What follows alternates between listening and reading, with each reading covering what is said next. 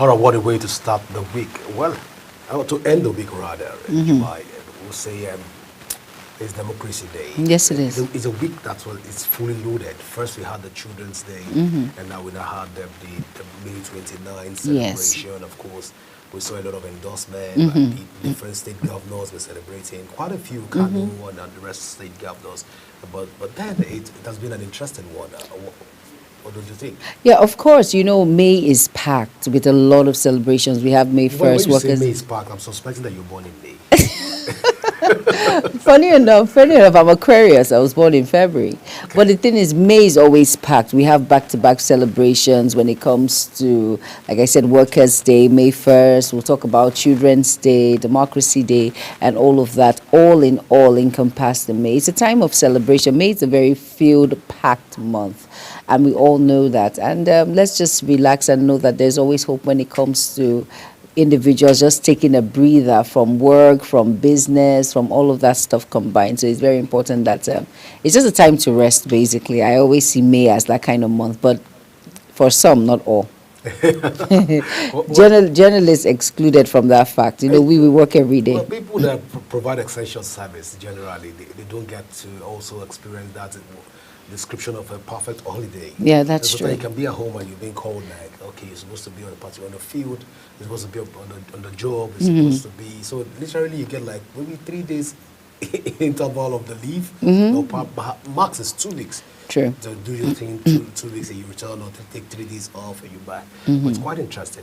The month of May, and it's a promising month. Yes, it is. It's a promising. People of the Christian proclivity will say that the month of May is the month of grace, because it represents 5, and also that's the number of grace. Exactly. And, all of that. But we've seen the grace of God also holding us till this time. Today it happens to be like the last day of the month of May. Yes, tomorrow actually. Oh, sorry, I beg your pardon. Of course, we're winding down to the last last day of May, of course. But 31st, of course, is the last day. Today is the 30th. So people where were you in nursery school? Okay, I thought, okay. 30th. It happens. 31st day, April, June, and November. Okay, exactly. okay. Where were you? Where were you during that time? Well, Juma, let's not go back. Let's not go back to that. No, let's. That time. It's quite interesting. When you used to do like 2 times 1, 2. Exactly. 2 times, and you have to. Some of us will be behind. Some of us, our voice is the loudest. And we'll be adding baritone behind you. Not that we don't do it, but they will be adding baritone to it to make it sound very interesting. So when you people chorus it 2 times, we beat one to add. Oh, God. Well, Nigeria is an interesting country. But yes, then, it is. Interestingly, Jumai, before we delve into the conversation around the May celebration that happened yesterday, Yes. When you go through some of the exercise books right now, you realize that fun, that part of that exercise book that talks about literally everything from your times table through to Yes. the various days that you have, through Yes. to calculations, and what have you. State It's and no longer capital. in the exercise book. I don't know if you've observed. I have observed it. Yeah. Back in the day, during our days, we see the times table is on it. You see, they just try to educate the child, knowing that when she's writing, she can just flip to the back and look at the times table and know state and capital. Sometimes you see that. Sometimes you see like a small quiz. But now I think it has taken another turn when it comes to quality of products now. It cannot be compared to what we had back in the day to what we had now. The quality of products now is nothing to write home about. I told you, okay, was I discussing with you or Ramsey? And I said people are trying as much as possible to cut costs when it comes to producing or manufacturing, wherever you find yourself in that particular axle. People are trying as much as possible to cut costs, not because they want to, but because they have to, because they do not have the amount of fund that can reach for profit. So if you're going to go all out, if you want to, quote unquote, some will tell you that if you want to go all out to act like the good guy when it comes to the business world, you might just be at a loss. So it's better you try as much as possible to cut within that side. You will give value, but you might not give value for money. It might solve your need at that point, but be rest assured that in the next 2 to 3 months, you'll be changing that stuff and buying another one again. So it might just give value at that point. but it might not stand the test of time. So that's what we see now. So people are trying as much as, it's ink. They use ink to actually write all of these things. So it's just better I just give you a plain, a colored plain back of the exercise book and maybe something in front. Maybe I can just drop something in front and just make the necessary, produce it as much as I can. And that's just to save cost, because ink, it's money. So that's it now. So that's what we see now. Not just when it comes to exercise book, most goods now that we see, a lot you see, and you'll be shocked and you'll be surprised. It's just unfortunate that things are taking this toll. Like I always, I'm a positive individual, and I know that there's always light at the end of the tunnel. Juma, we live in a very funny generation right now. Yes, we do. And it's getting even interesting on a daily basis. So you said that they've taken out because of the ink right now. Yes. Probably that's what you're giving as a reason. But then when you look at it, we look at all of this conversation, we'll begin to ask a salient question. The first, which is, if we're taking out the ink and we want the student to improve in mathematics and improve in studies, where would they be able to access all of those things? That's on one hand. And on the other hand, we'll begin to see a very funny generation where it's getting funny by the day, where you see people that are tall trying to appear short, people that are short are trying to appear tall, people that are graduate are trying to pose as students are trying to pose as graduates. Right now, it's even getting funnier where you see people that are single, posing, married, married bands and the rest of them. Why married people are attending singles fellowship and trying to be single. You see the old are dyeing their hairs to be exactly using grey color to make their hair. Meanwhile, the young are trying to look old, and it's getting really funny by the day. It is. But people are trying to enhance their bodies at the same time. Don't forget, you see a lot, and it has led to, when it comes to this enhancement, that has led to critical conditions where people have actually died in the process. When it comes to the tummy tuck, liposuction, all of those enhancements that we see. Some of these things, well, people do it. People say some women do it because of the attraction they get from the opposite sex. They want to be well seen, and quote and unquote. Quote and unquote, But at the same time, I think humans, are we ever satisfied? We just feel that we're not perfect. We just want to be perfect, and God didn't make us perfect. He just made us the right way, I think. All right, so let's even talk about the issue around the Democracy Day in Nigeria. But first, before we even look at that conversation, we'll try to look at some of the statistics that have been given so far as indexes that have been used to measure up to what the Democracy Day and the achievement of President Bola Ahmed Tinubu in the last 2 years, to be precise. Well, the statistics shows that in terms of security, we have about 10,000 lives. That are 10,200, allegedly 10,200 lives have been lost so far in terms of security for the last 2 years. In terms of the economy, of course, we've done magnificently well. In terms of other policies, we can't give it a thumb up to the president at this point. True. For being able to meet up to certain responsibility, coupled with the fact that Nigeria has been able to pay up some debt. Yes. And it has to do with that, which is great. The IMF and what have you. But then we're still taking up another debt, picking up another borrowing debt again, right now, which is, I don't know. Concern for many. Look, many people will say that President Bola Tinubu is a very active politician, and he has always agitated for a more prosperous country. Right now, at the helm of affairs, we should see better, but then I believe it's been challenged by a lot of factors right now across the country. But then we can't rule out the fact also that we've seen positive drive. We've seen fairness and competition even within the Nigerian business space. Right now, you know that you have, even going along by the student loan system that has been introduced.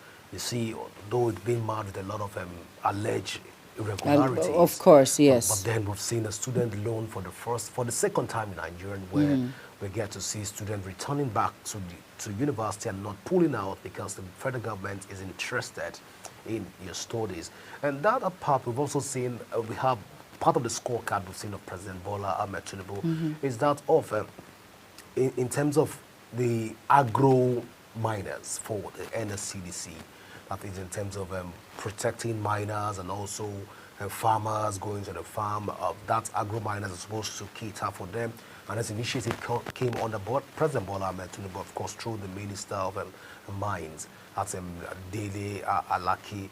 And we've also seen what Tunji Ojo has been, Olubunmi Ojo, if I'm correct, Olubunmi Ojo has been doing in terms of interior, trying to ensure that all the backlogs and passports is being rectified. More than 200,000 passports has been, the backlogs have been rectified. And right now you can apply for whichever clearance you want to apply for. Very Nigerian true. from the diaspora. You can do all of that right now. Yes, you can. It's taking us to another phase, another level of dealing in Nigeria. We've seen that from President Bola Ahmed Tinubu's administration. Yes, we have. We've also seen a lot of developmental strides coming in from. We see President Bola Ahmed Tinubu has demonstrated as a seasonal Democrat that he is. And of course, we've seen where he has laid off certain ministers that he felt were not meeting up with, addressing Not this, performing. all this on a renewed hope agenda. So once you're not performing, you're not delivering, you're not representing the new hope agenda for him, you must go. So that the people that can Who are be able to competent. do all of what he proposed to do. We've seen all of this play out even of President Bola Ahmed Tinubu in the last 2 years. Well, we don't know what the remaining 2 years hold right now. We don't know if the president has been distracted right now by too many political endorsements Of course. and too many political activities right now. But we can't say we are not in the presidency. But what we can say is that for once, we've had a president that take full responsibility of what is happening in the country. You'll never hear President Bola Ahmed Tinubu coming out to say that I'm not aware of what's going on in the country. Rather, whatever goes on in the country is fully on ground. Even when he was outside the country, I'm not a spokesperson. At least you might begin to smile at me and begin to No, think I'm not that smiling at you. I'm the president's spokesperson. But then, when you look at all of the achievements of President Bola Tinubu, the consistency of him always traveling out to seal business deal and returning back to the country. Yes. And even when he's outside, he's ensuring that he's monitoring situations, he gets the report, and he's one president that you see that when you hear that they want to be a protest, he won't stop the protest. Like what we Because see. he protested back in his day. So he has always been at the forefront of democracy. So so when they come championing the cause of democratical dictates and dictums, we've seen President Bola Ahmed Tinubu at the forefront of it. We can't take that away from him. Yes, you cannot. But at the same time, some individuals will tell you, this is 2 years now. We've seen all of these. We've heard all of these when it comes to the renewed hope agenda and the positivity it will bring in our society. At the same time, amazing job. I will not take that away. But at the same time, most people will say, what is happening when it comes to unemployment? What is happening when it comes to all of these individuals who are spearheading these particular sectors? We are only hearing, okay, this is it, this is it. The ordinary, let me not say an ordinary man, but a citizen of Nigeria will want to, where the impact will be felt is when an individual goes into the market front and sees that the prices of goods and commodities in which you could afford back in the day has crumbled when it comes to price. Where you don't have to tell me that I belong to band A, band B, band C, and at the same time I do not get value for my money's worth. A lot of things. For as much as all of these beautiful reforms have taken place, we have an amazing president who we always say would listen, which is very important. But we cannot stop the fact that there's a lot of things that are happening when it comes to high costs of tariff, unemployment, electricity hike, food inflation, insecurity. We still have all of these battles. It just shows that this is a process. And 2 years, people will tell you, oh, I want results. It's very important. We're waiting for results. And the removal of subsidy, where has it really brought us? We know that we've paid our debts and we've still incurred more. So I think it's not really a perfect one, but at least we're getting results and we're getting somewhere. Yeah, we're getting somewhere. That's the most important thing. But then while we begin to talk about President Bola Ahmed Tinubu's administration and his achievements so far, I think we should also look at the various governors that are doing well and that, of course, are also celebrating to his second year in office. And coincidentally, yesterday was also Governor Lakwa Biodun's birthday, Oh, and also yes. his 6th year in office. It's quite interesting. Very interesting. We are saying a bit on this table that a happy belated birthday to the Governor Lakwa Biodun. Coincidentally, also, we've also seen most governors coming out to celebrate yesterday, the second year. One of those governors that we cannot take out his achievement so far. We're not endorsing of the fact that most governors or all governors in Nigeria are doing well. But True. then some can be Some. spotlight. We can Exactly. spotlight a Exactly. few. And one of them is Governor Oti of Abia State. Oh, yes. Yeah, it's a performing governor so far. We also say that not just the governors and the executive, we also have the legislative arm of government. Very true. And Yes, of we course, do. they are not left out in all of this. But we hope that the Nigerians can move past this level of saying that the National Assembly is just a rubber stamp assembly that has been alleged. Yeah, the National Assembly, of course, the Speaker of the House of Representatives, Tajuddin Abbas, and of course the Senate President have also come out to say, hey, we are working for Nigerians, and we are not supposed to fight with the president. No, not at We're all. supposed to work in synergy Yes. to ensure that we deliver on some of his campaign promises and some of our mandates of also ensuring that we provide a country. We provide a country where everybody can be somebody, and everybody can be somebody. But And then carried along. We've seen more policies, but from more legislation from the Senate that we felt should be challenged. We've seen private bills that we feel for once should not even appear before the House. And we've seen passages of bills that have been delayed, whether deliberately or otherwise. We've seen bills that have been delayed. I will begin to call at the National Assembly at this point to please, we can do better from the angle of the National Assembly. Yes, we can. Do way better. Yes, we can. If we are saying that the Minister of the FCT is performing, we Mr. believe- Project. Mr. Project. I thought we left that name. No, behind. That name has stuck. Oh, it has come to stay. That's come to stay, Mr. Project. Well, it's an interesting one. We've seen him perform it. Yes, we have. Further capital territory. Yes, we have. I would have felt at this point also we can also count the number of bills that have been assented to, number of bills that have been proposed, number of bills that have been delivered, and some bills you don't find expression in the House. Example, all. if you don't Like voting. if you don't At vote, all. you'll be arrested. Really, no. I was impressed when the Senate had to step that bill down for. I was too, because in my own mind, I knew that would not see the light of day. A lot of people were against that bill. Really? No comment though. Let's just move on. A lot. We'll take a short break right now. When we come back, we'll be going straight to the newspaper review. Please stay with us as Global Mornings that continues.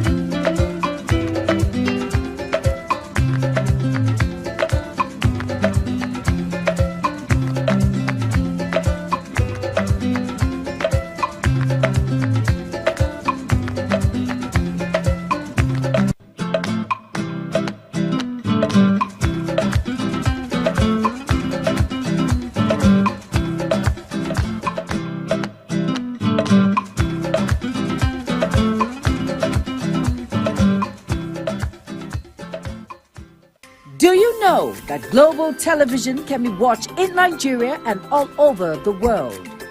Download the Global TV Nigerian mobile app for Android and iOS devices to watch Global Television real-time from around the world. What are you waiting for? Start downloading and stay connected to Global Television.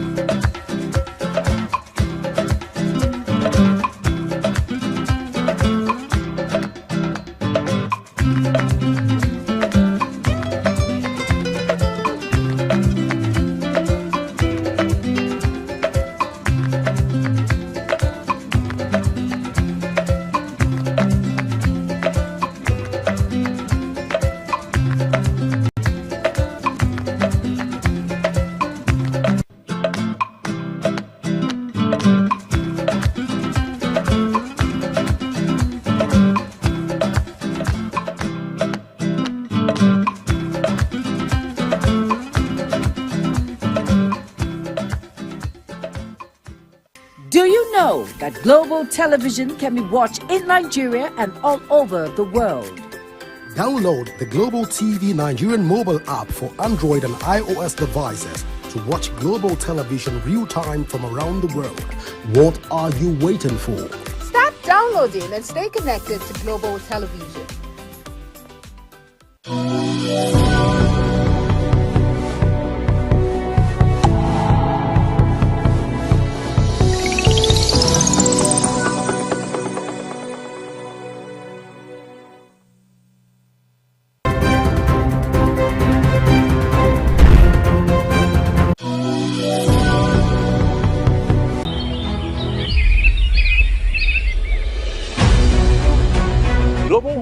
is your top morning show here on Global Television. We bring you fresh news updates daily while delving into a variety of current affairs and topics.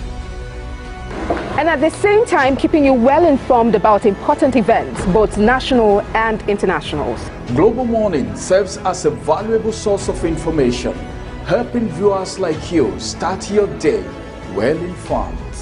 Stay connected from Monday through Sunday to a wide range of latest news making rounds on Global Morning. We're on the road.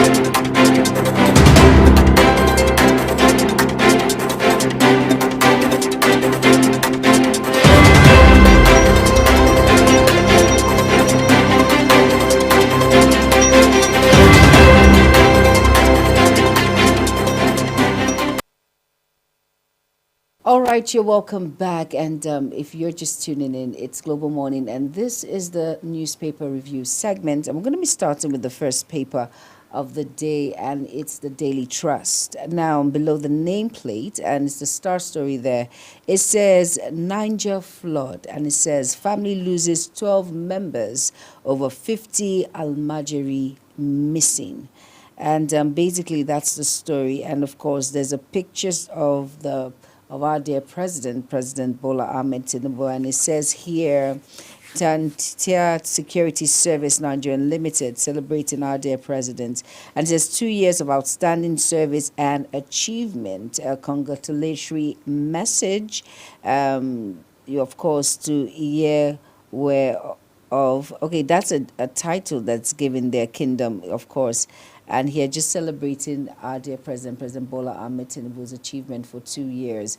And then, like I said, great, amazing achievement. But of course, you know, everything cannot be perfect at the same time. We still have a lot of great achievements. Of course, we do not owe as much as we did back. But of course, we still had to go, you know, we went out and we borrowed again. I'm sure it's for the benefit of Nigeria. And, well, there will be a balance, I know. But at the same time, lots of amazing achievements so far. And talking about the Niger flood, you know, I always say, like every year we deal with this particular issue when it comes to flood, individuals losing their lives, properties.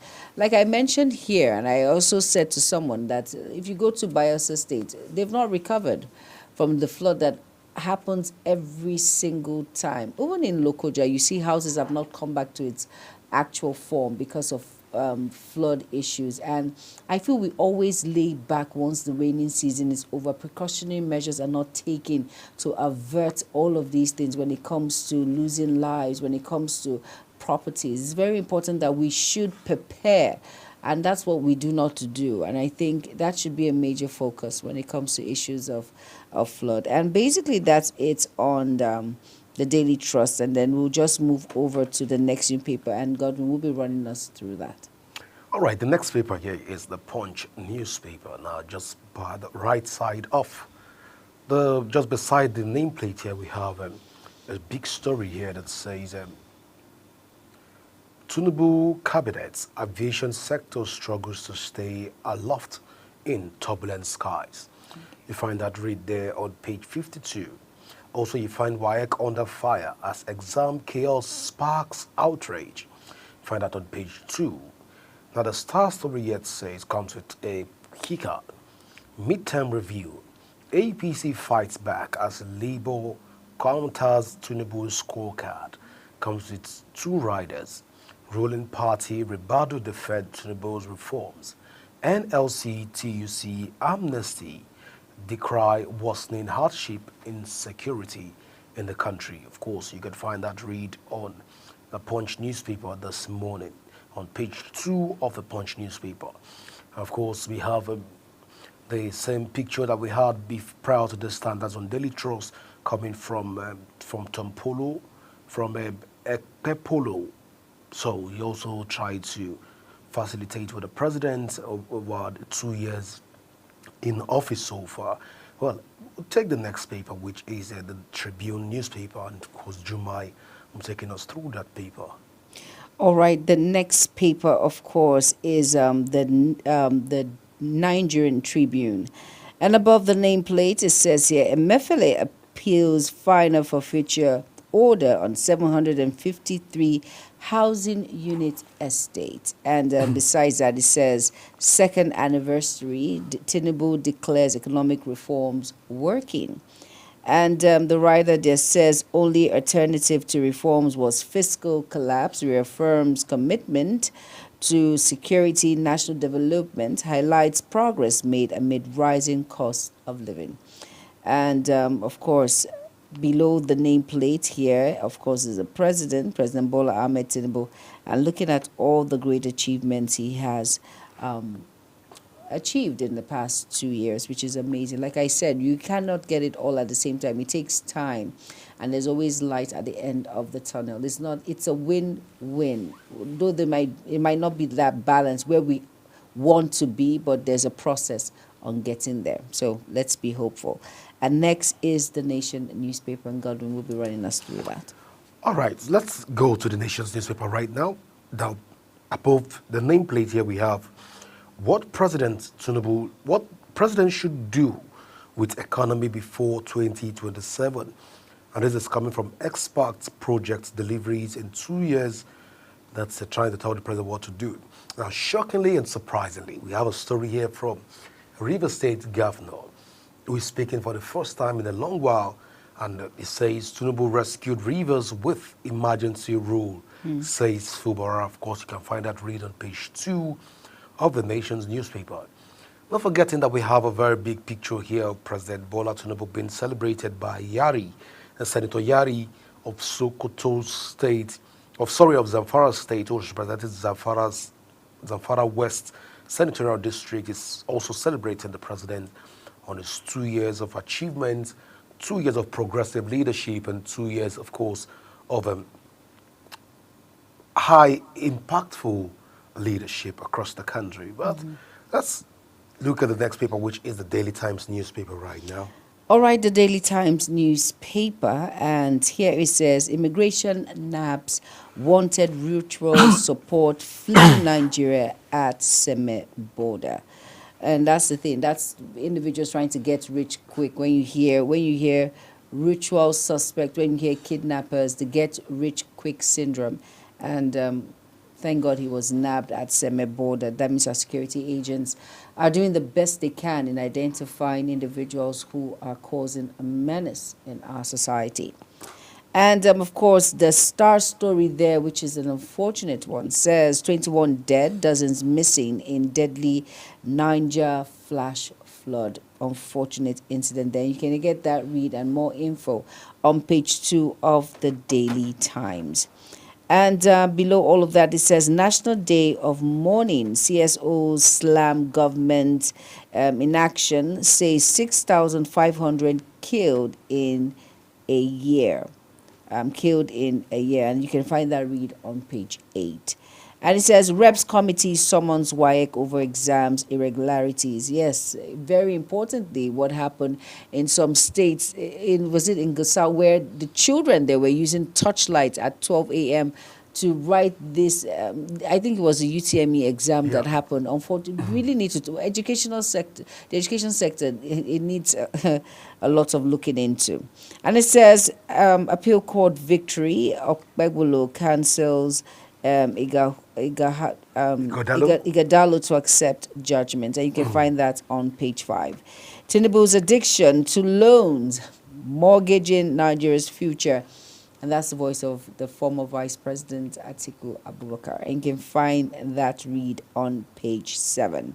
And here it says Fubara recommits to peace, vows to rebuild rivers. Okay, contradictory there. And you can find that on page 12, because he says that his spirit has left the office.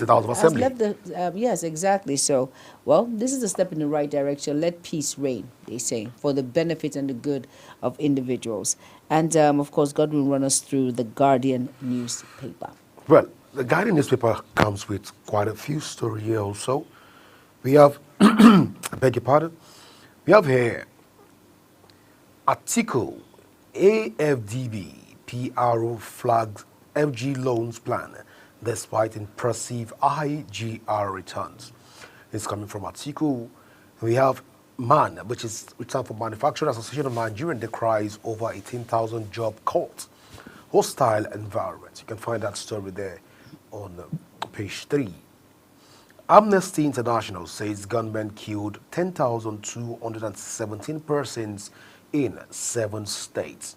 Well, quite a number. Sad one for us there. Ohaneze, this is the star story. I say Ohaneze orders fault Tinubu's scorecard as APC blames past leaders.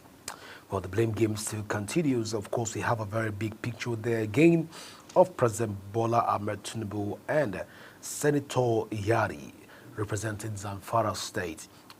Both of them are doing their thing. They were Senator is facilitating, also congratulating the president over his 2 years in office and his achievement so far. And up next is News Direct newspaper. Of course, Juma is running us through that paper. All right, now over now is the Nigerian News Direct, and above the nameplate it says 2 years of President Tinubu, a business perspective, and that's from Abdul Samad Rabiu.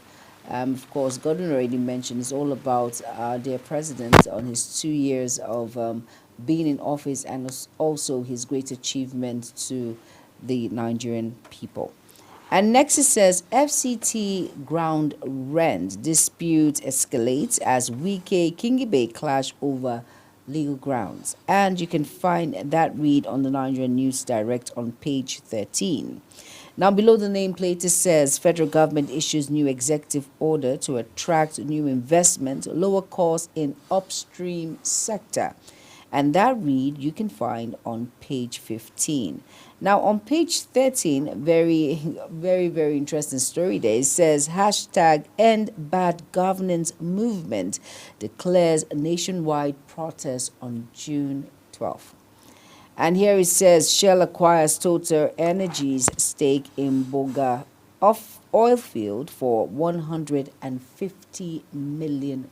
And you can find that read on page 15 of the Nigerian News Direct. And let's go out and get yourself a copy and be well abreast with the issues making round to find out more what this end bad governance is all about. And you will say to yourself, despite all of these great achievements by our dear president, you cannot satisfy individuals 100%. True. I mentioned at the beginning that, of course, all of these great achievements when it comes to debt, when it comes to renewed hope agenda, where individuals have actually benefited from this.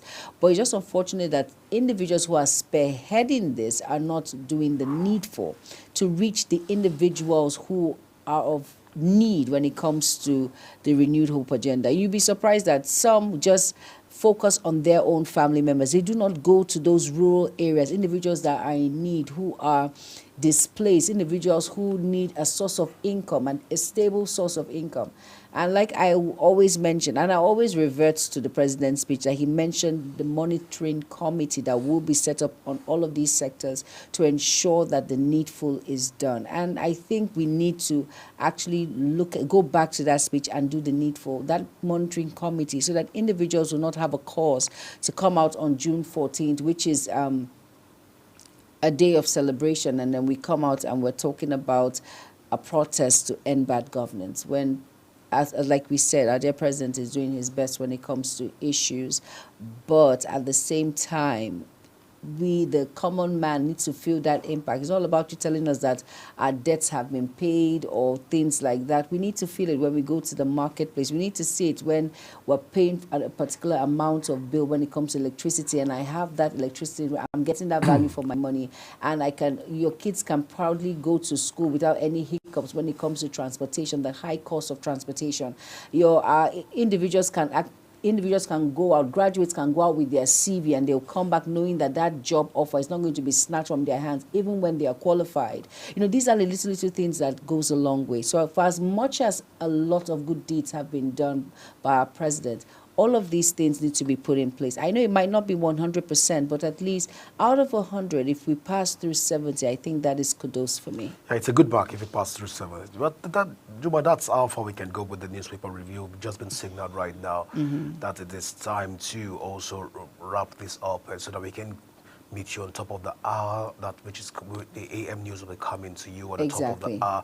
But before we go, just to say this, that all the papers and all the editorials are strictly not the responsibility of Global Television. Yes, Our job is just to pick and we help you make sense with the papers. It's not, we did not add to the papers, we did not subtract from the papers. No, we did and not. The editorials are strictly from the authorities, National that's dailies. also national dailies right now. But we'll go for a short break. And before we go on a short break, at the beginning, we should say congratulations to 2 years in office by our president, no other than President Bola Ahmed Tinubu. Congratulations, kudos. It takes a man of great courage. It takes a man that understands the people and what they feel to be at this point and to have all of these great achievements, though not 100%, but at least to some areas, the needful has been done in some areas. So congratulations from all of us here on Global Television. And Juma's voice cannot be louder than mine. Also, I'm adding my voice to say congratulations to Mr. President at this point. Now, when we go for this short break and when we come back, we'll meet you at top of the hour for AM News. Please stay with us. Don't go anywhere.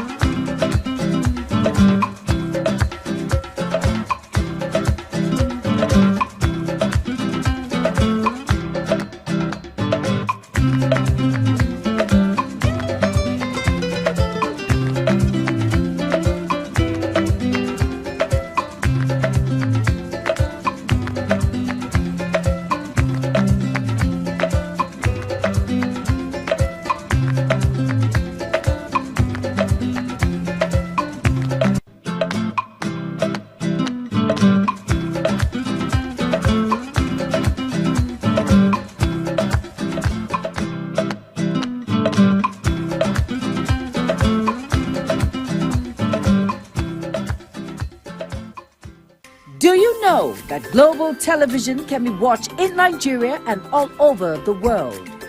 Download the Global TV Nigerian mobile app for Android and iOS devices to watch Global Television real-time from around the world. What are you waiting for? Start downloading and stay connected to Global Television.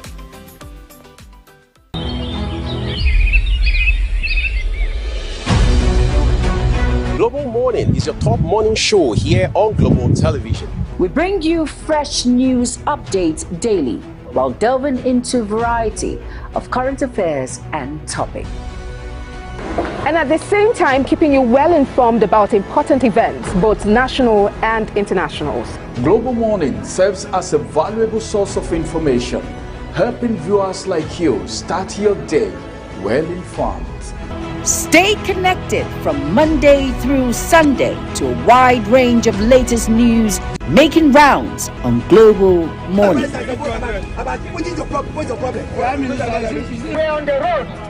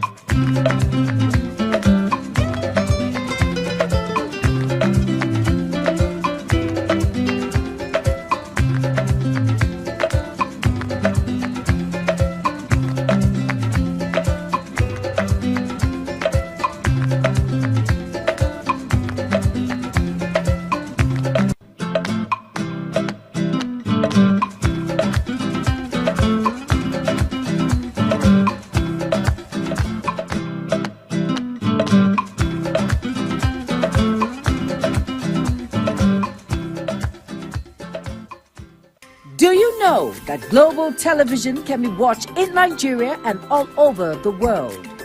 Download the Global TV Nigerian mobile app for Android.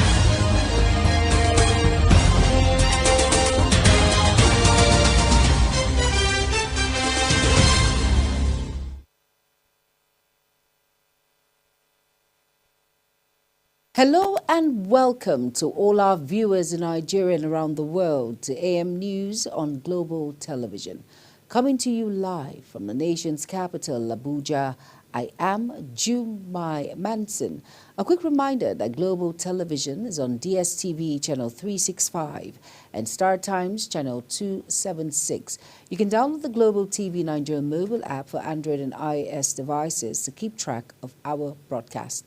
Now the news info. Senator Godswill Akpabio, President of the Senate, says his joint session of the National Assembly will be held on June 12 to mark Democracy Day. This is coming on the heels of the Senate adjournment of sitting to June 17th to mark both Democracy Day and Eid al-Kabir. He made these announcements following the reconvening of the upper chamber of plenary. Sharon Ajay has the details. We apologize. That report will be brought in our subsequent bulletin. The administrator of the Presidential Amnesty Program, Dr. Dennis Otuoro, has congratulated President Bola Ahmed Tinubu on the second anniversary of his administration, describing his leadership over the past 2 years as committed and impactful. Otuoro, in a statement issued by his media aide, Lukunoko Odoma, says Tinubu had demonstrated strong leadership in promoting unity, peaceful coexistence, good governance, and democratic practices across the country. He noted that the administration's policies driven by the Renewed Hope agenda had provided a clear direction on Nigeria's progress and well-being of its citizens. The Court of Appeal in Abuja has upheld the election of the Edo State Governor, Senator Monday Okpebholo, for being validly conducted by an independent National Electoral Commission, INEC. The appellate court also held that Governor Okpebholo was properly returned and declared as winner of the September 24, 2024 gubernatorial election.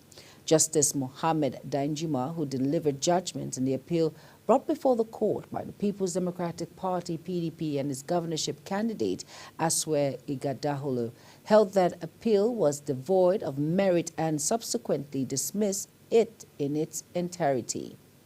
Meanwhile, the Edo State Governor, Senator Monday Okpebholo, has called on the candidate of the People's Democratic Party in the September 21, 2024 governorship election in the state, Asue Ighodalo, to accept judgments of the Court of Appeal, which affirmed his victory as governor. Now, in a statement by the Chief Press Secretary to the Governor, Fred Itua, Okpebholo described the judgment as a confirmation of the people's will and should serve as a clear signal for all political actors, especially Ighodalo.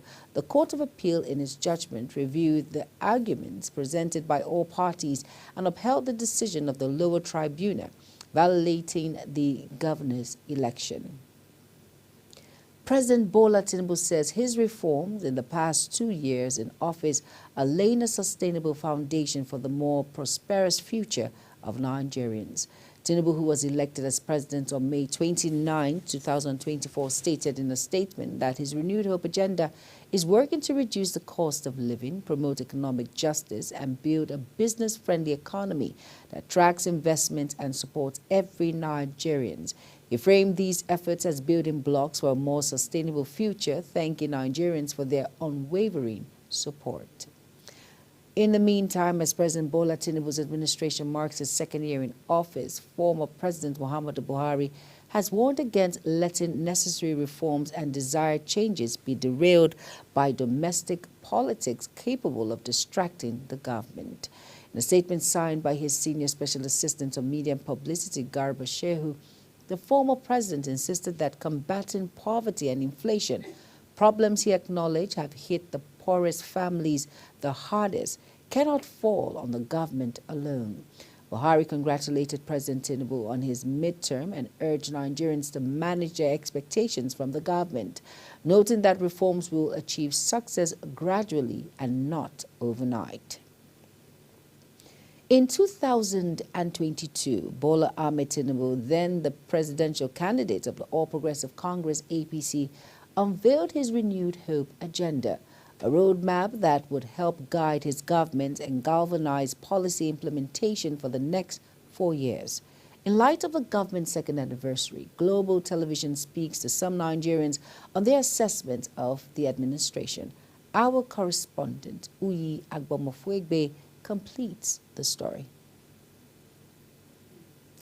We apologize. That report will be brought in our subsequent bulletin.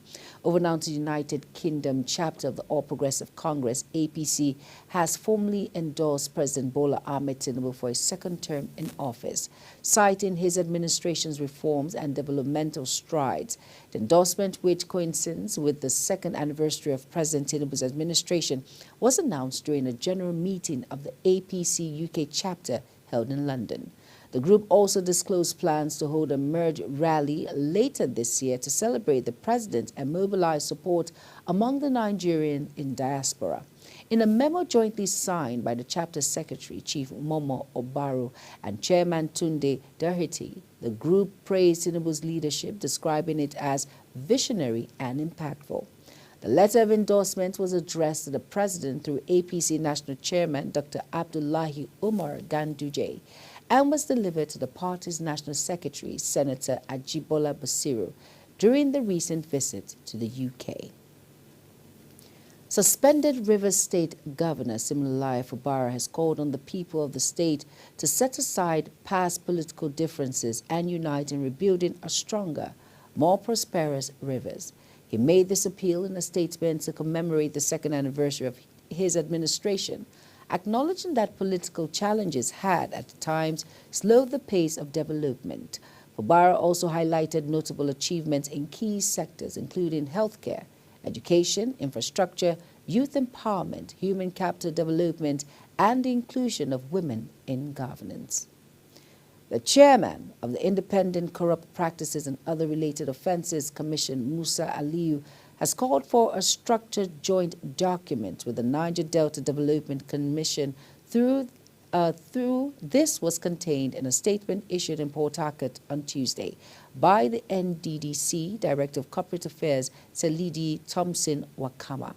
Memorandum of Understanding to establish operational standards, straighten accountability, and check corruption in commission.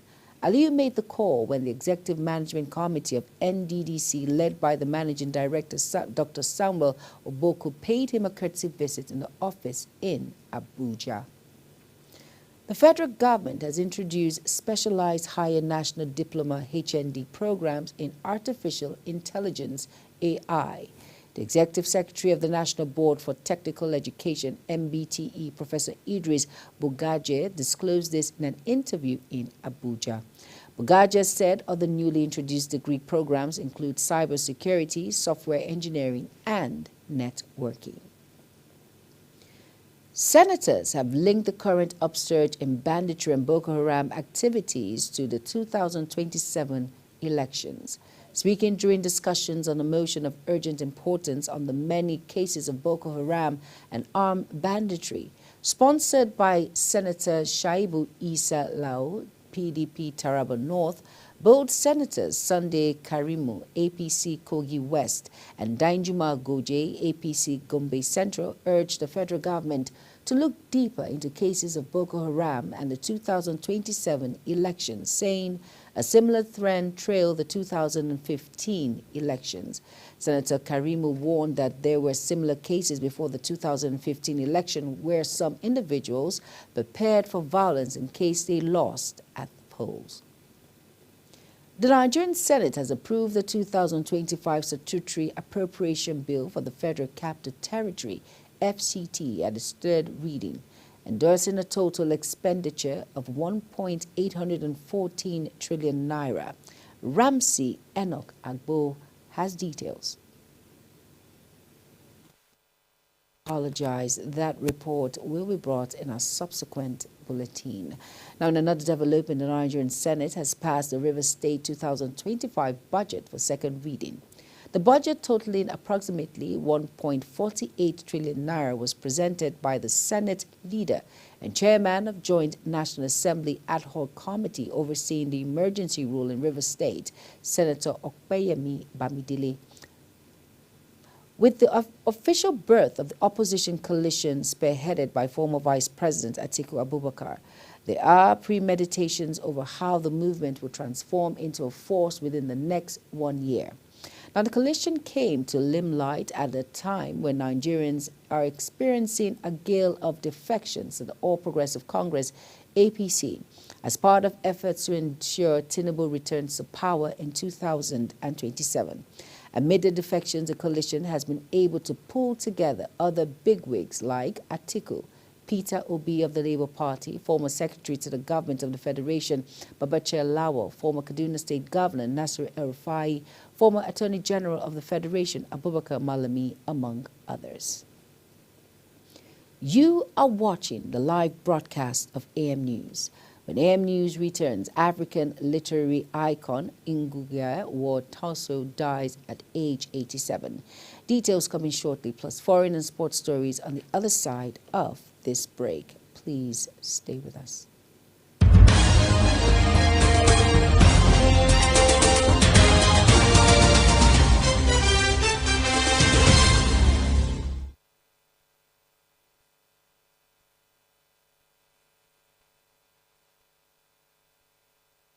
You're welcome back, and if you're just tuning in, this is AM News on Global Television. Thank you for staying with us. In business now, President Bola Tinubu has established the National Credit Guarantee Company Limited and approved the appointment of its board and management team. The disclosure was contained in a statement released by the presidency.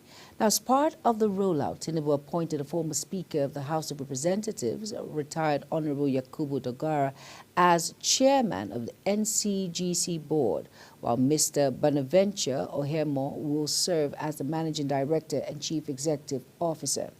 The new institution, backed by initial capital of 100 billion naira, is designed to de-risk lending and expand access to finance for micro, small and medium enterprise, small corporate manufacturers, consumers and large businesses across Nigeria. The Nigerian Export Promotion Council says it is working to boost the country's competitiveness in a global market. The Executive Director and Chief Executive Officer, Nigerian Export Promotion Council, Noni Ayeni, made this known in a press briefing held in Abuja. Our business correspondent, Queen Agaba, was there for Global TV. The Nigerian government says it is taking steps to improve the country's export sector with a focus on ensuring that products meet international standards. The Executive Director and Chief Executive Officer, Nigerian Export Promotion Council, Nonye Ayeni, says the agency is working with exporters to improve their products and marketing strategies while emphasizing the importance of branding and marketing strategies for Nigerian products. She encouraged exporters to embrace online platforms to reach wider audience, particularly with the rise of digital marketing. 49 years of the establishment of NEPC, Nigeria recorded the highest value of non-oil exports to the tune of $5.4 billion in 2024. That was a 20.77 increase year on year. That's comparing 2024 to 2023. That's the highest. We've done quite a lot. Our ESAC is there. We've already started teaching. We had the first batch, 50 of them. We are taught, we in partnership with Leluc on teaching youth and women on how to make bags. The first set have graduated. We are now expanding it to be able to do clothes like what she's wearing. We're going to do that, and we're going to connect other value chain players in that. So there are so many things. The head of Department Product Development, Mrs. Beverly Odike, says the department is conducting export market awareness assessments to ensure that products meet specific requirements. This includes laboratory analysis to detect any chemical or pesticides residuals that may be present in the products. What we have done recently, yes, Nigerian Export Promotion Council under the Product Development Department has been pushing and working to ensure that Nigerian non-oil exports conform with the sanitary and phytosanitary requirements to ensure that we reduce the number of products that are rejected across the border. So under the Product Development Department, we have organized series of hands-on packaging, labeling, and branding sessions. With this, Nigeria products will not be rejected in international markets. Nigeria's export sector is poised for growth, with the government working to enhance the country's competitiveness in the global market. For Global Television, Queen Agaba reporting. Commander of the Operation Delta Safe, Rear Admiral Neo Magudu, says the numbers of sea robbery, piracy cases in the country's waterways in the Gulf of Guinea are at their lowest levels. The commander, who was represented by the Maritime Component Commander, Commodore Patrick Metike, revealed this while playing host to defense correspondents during a media tour to the Operation Niger Delta Safe headquarters, Bayelsa State. Kike Lomo Okere reports. The commander, who was represented by the Maritime Component Commander, Commodore Patrick Meteke, speaking on their operations and achievements, says the troops have destroyed about 570 illegal refining sites across the Niger Delta region. He added that over 918 storage facilities and 194 large wooden boats, among others, were also destroyed. According to him, 71 tanker trucks, vehicles engaged in conveying illegal refined products were arrested and handled appropriately. While noting the difficulty in the fight against crude oil theft, he says the criminals take advantage of the swampy, waterlogged terrain crisscrossed by numerous rivers and creeks to carry out their illicit activities. Sufficient gunboats, sufficient vehicles, and we need tactical drones, sufficient tactical drones. Contemporary security challenges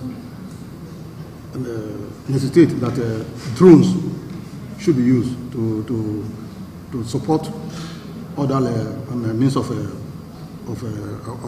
dealing with these criminals. This is one of the easiest places that we could access, because if we take you to other places, it's more difficult to get to those places. There are places that we have to trek for a long distance before we get to those places. So before now, there were a lot of bunkering activities in this general area. So, but we were able to constantly visit this place and make sure that there was no bunkering activities for some time. He listed the prevalence of the crime bedeviling the region, which is also threatening the nation's economy as well as threats to pipeline security. He also noted that the non-kinetic strategy adopted by the Joint Task Force has become a force multiplier in winning hearts and minds across host communities, adding that aside from the military operation targeting illegal refining and pipeline vandals, the Operation Delta Safe has embarked on community outreach programs to improve the lives of local populations. Is the attitude, uncooperative attitude of some some communities, indigenous of communities. Some of them are not ready to divulge intelligence or information to us, because as we all know, one man terrorist is another man's freedom fighter. Some of them are shielding these criminals because one way or the other, either they are relatives or they gain one or two things from them. So they are not ready to divulge information for us, timely information that will lead to the arrest. He assures that the force will continue to maintain the tempo of clearance operation on all criminal camps in order to sustain the current gains. Kike Lomo Okere, Global Television News. Nigeria has relinquished its long-term position as Africa's largest importer of refined petroleum products, following the ramp-up of operations as the Dangote Petrochemical Refinery. New data from Specialist Consulting Company for the African Downstream Energy Market, CITAC, says South Africa has now overtaken Nigeria as the continent's largest fuel importer, a development that signals a significant shift in Africa's downstream oil market. The refinery, which began large-scale production in early 2024, is already distributing established trade flows across sub-Saharan Africa and reshaping the continent's energy dynamics with a refinery capacity of 650,000 barrels per day, the largest single-train refinery in the world. Its rising output is sharply reducing Nigeria's dependence on petrol imports. United States federal court has blocked President Donald Trump's sweeping tariffs in a major blow to a key component of its economic policies. The Court of International Trade ruled that an emergency law invoked by the White House did not give the president unilateral authority to impose tariffs on nearly every country. The Manhattan-based court said the U.S. Constitution gives Congress exclusive power to regulate commerce with other nations, and this was not suppressed by the president's remit to safeguard the economy. Mauritania's Sidi Oulta has been elected the 9th president of the African Development Bank Group. His election was announced on the website of the AFDB. He will assume office on September 1st, 2025. Taking over from Dr. Akumi Adesina of Nigeria, whose 10-year tenure ends this year. Tai emerged winner after rounds of voting conducted by the AFDB Board of Governors during the bank's annual meeting held in Abidjan, Côte d'Ivoire. And on the foreign news now, President Donald Trump administration has vowed to aggressively revoke visas of Chinese students, one of the largest sources of revenue of American universities. In his latest board side against U.S. higher education, the announcement was Secretary of State Marco Rubio marked a show of deference after China criticized his decision a day earlier to suspend visa appointment for students worldwide, at least temporarily. Nguga Vatao, who has died aged 87, was a titan of the modern African literature, a storyteller who refused to be bound by jail, exile, and illness. His work spanned roughly 6 decades, primarily documenting the transformation of his country, Kenya, from a colonial subject to a democracy. Ngugi was tipped to win the Nobel Prize for Literature countless times, leaving fans dismayed each time the model slipped through his fingers.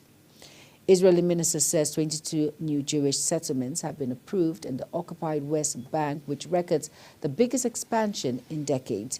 Defense Minister Israel Katz and Finance Minister Bezalel Smotrich said several already exist as outposts built without government authorization, but will now be made legal under Israel law. The issue of settlements, which was widely seen as illegal under international law through Israel disputes, this is one of the most contentious areas of dispute between Israel and the Palestinians. Katz noted that the move prevents the establishment of a Palestinian state that would endanger Israel, while the Palestinian presidency called it a dangerous escalation. In sports now, athletes from Kogi State protested over the non-payment of their allowance by the State Ministry of Sports under the leadership of Monday Oyebe. The aggrieved protesters were seen carrying placards with various inscriptions ranging from Kogi State Commissioner is not a credible man, Commissioner must go, Kogi State sports officials are 911 scam, among others. They called for the immediate removal of the State Commissioner for Youth and Sports Development, Monday Ayibe. Ogun State government has described the protest, which was staged by athletes representing the state at the 22nd National Sports Festival, as an act of impatience. As says the government had concluded plans to settle the allowance. Some of the athletes representing the host state expressed their displeasure over unpaid allowances at the Games Village in Babcock University, blocking the gates of the facility and leaving other participants stranded for hours. Their action came 2 days before the end of the multi-sports event, stating their demonstration as early as 5:30 a.m. and opening the gates at 12:45 p.m. after confirming the receipt of some amount of money. Bayern Munich have signed German international defender Jonathan Tah on a free transfer from Bayer Leverkusen. The 29-year-old has signed a 4-year deal which will keep him in Munich until 2029. Ty spent a decade at Leverskin, winning an unbeaten league and cup double in 2023-24. He told Leverskin he would not be extending his contract beyond 2025 and was given a big farewell at his last home game in May. And as we end the Global TV AM News, let's take a quick look at our top stories again. Brought to you that Senator Godswill Akpabio, President of the Senate, has announced that a joint session of the National Assembly will be held on June 12 to mark Democracy Day. And in business, Sidi Tota has been elected the 9th president of the African Development Bank Group. And on the foreign scene, Nge Wato, who died at age 87, was a titan of modern African literature, a storyteller who refused to be bound by jail, exile, and illness. And finally, in sports, we brought to you that Bayern Munich have signed German international defender Jonathan Tah as a free transfer from Bayern Leverkusen. And that is it on Global TV AM News. A quick reminder that Global TV is on DSTV channel 365 and Star Times channel 276. Now kindly follow us across all social media platforms now showing on your screen by using @Global TV NG. You can download the Global TV Nigeria mobile app for Android and iOS devices to keep track of our broadcast. I am Jumai Manson. Thank you for watching. Global Morning continues shortly. Stay tuned.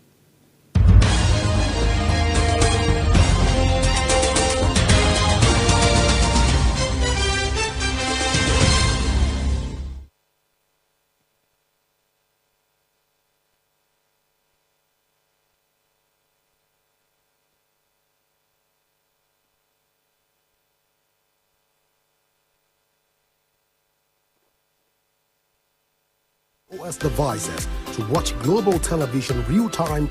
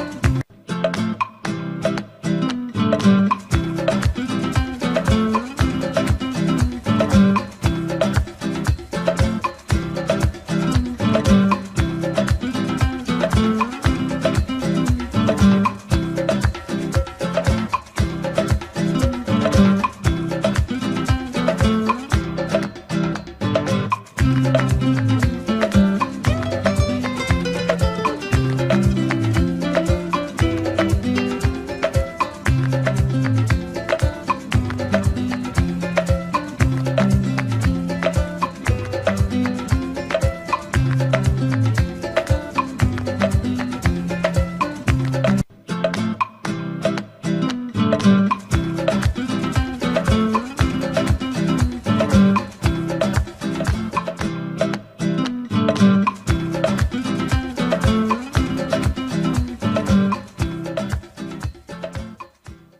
you know that Global Television can be watched in Nigeria and all over the world? Download the Global TV Nigerian mobile app for Android and iOS devices to watch Global Television real time from around the world. What are you waiting for? Start downloading and stay connected.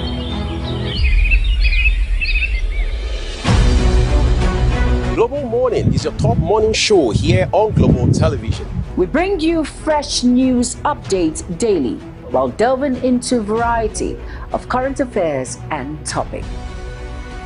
And at the same time, keeping you well informed about important events, both national and internationals. Global Morning serves as a valuable source of information, helping viewers like you start your day well informed.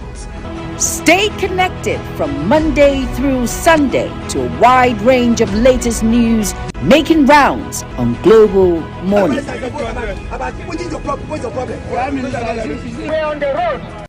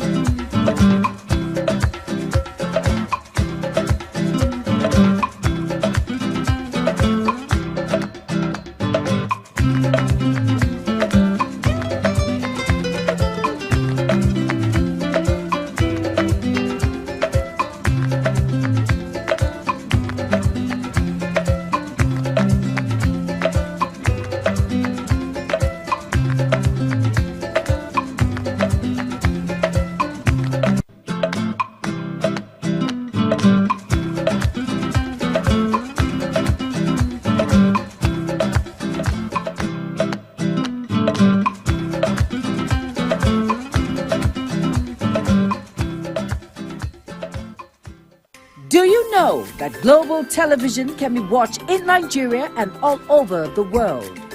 Download the Global TV Nigerian mobile app for Android and iOS devices to watch Global Television real-time from around the world. What are you waiting for? Start downloading and stay connected to Global Television.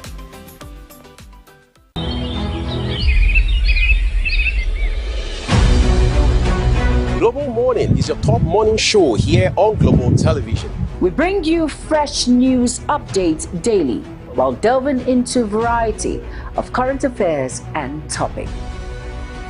And at the same time, keeping you well informed about important events, both national and internationals. Global Morning serves as a valuable source of information, helping viewers like you start your day well informed. Stay connected from Monday through Sunday to a wide range of latest news making rounds on Global Morning. What is your problem? What's your problem? We're on the road.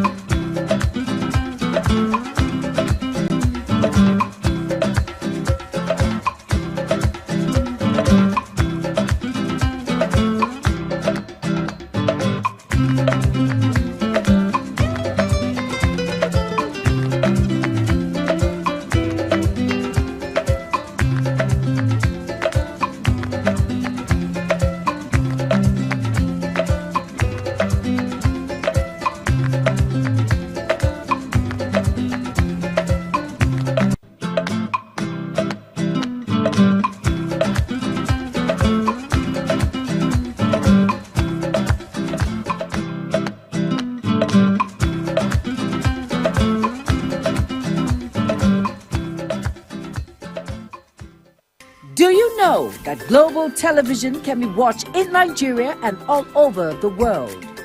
Download the Global TV Nigerian mobile app for Android and iOS devices to watch Global Television real-time from around the world. What are you waiting for? Start downloading and stay connected to Global Television.